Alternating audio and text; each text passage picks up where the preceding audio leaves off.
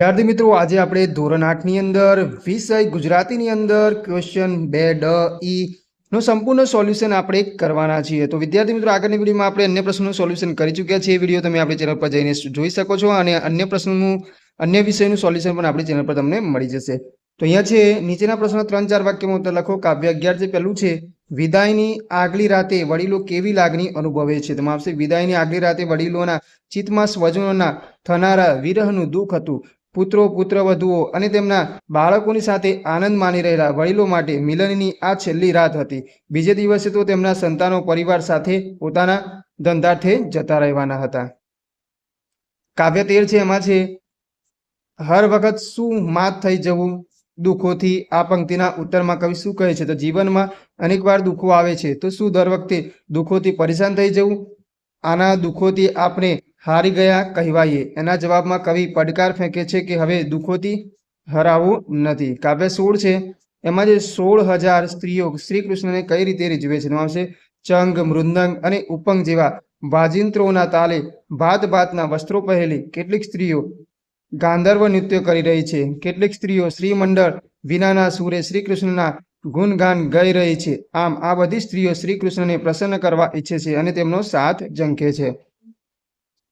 એના પછી કાવ્ય કૃષિ અવસરના તોરણિયા દ્વારા કમાન્ડે ચિત્ર્યા મેં. કાવ્યના કવિ શું કહે છે? આવશે અવસરના તોરણિયા હસીને કહે છે કે તમે હૈયામાં હેત ભરીને આવો. અહીં તાખેની લાગણીઓ સદાય લહેરાતી હોય છે. આવો વહાલ ભર્યો લાહો તમારા જીવનમાં આવ્યો છે તો તમારાથી એનો આનંદ જેટલો લૂંટાય એટલો લૂંટી લો.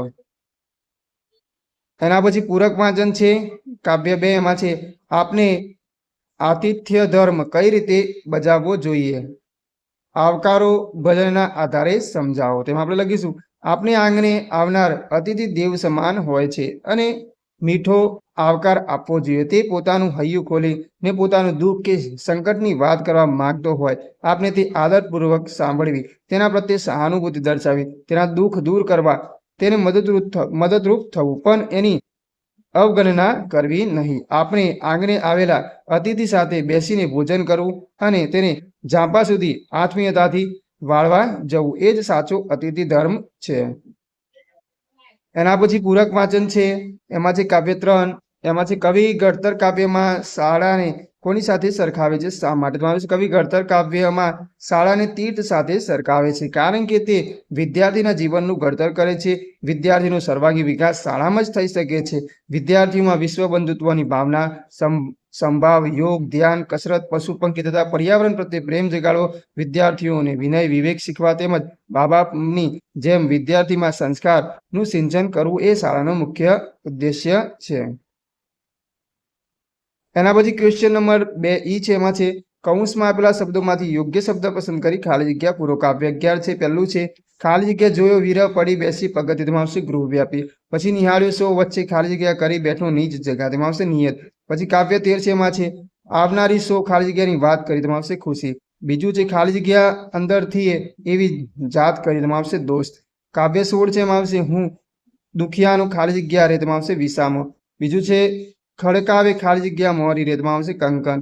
ત્રીજું છે ખાલી જગ્યા સ્ત્રીએ તે વારીઓ રે. તેમાં આવશે શ્રદ્ધા રૂપિણી.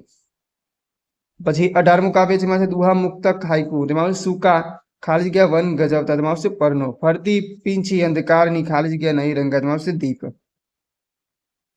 ત્રીજું છે અવગુણ ઉપર ગુણ કરે ખરી ખાલી જગ્યા વટ. તેમાં આવશે ખત્રિયા. એના પછી કાવ્ય 21 છે ખાલી જગ્યા તના સાથિયા જ્યાં આંખે અંજાય. તેમાં આવશે સ્નેહ. બીજું છે ખાલી જગ્યા લાગણીઓ લહેરાતી જાય. તેમાં આવશે લાખેની.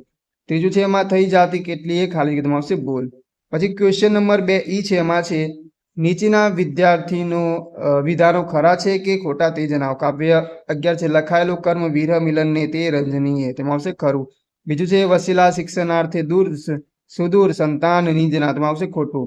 કાવ્ય 13 છે, એમાં છે હર વખત શું માત થઈ જવું દુશ્મનોથી. તેમાં આવશે ખોટું. બીજું છે આવનારી કાલને સોગાત કરી. તેમાં આવશે ખરું.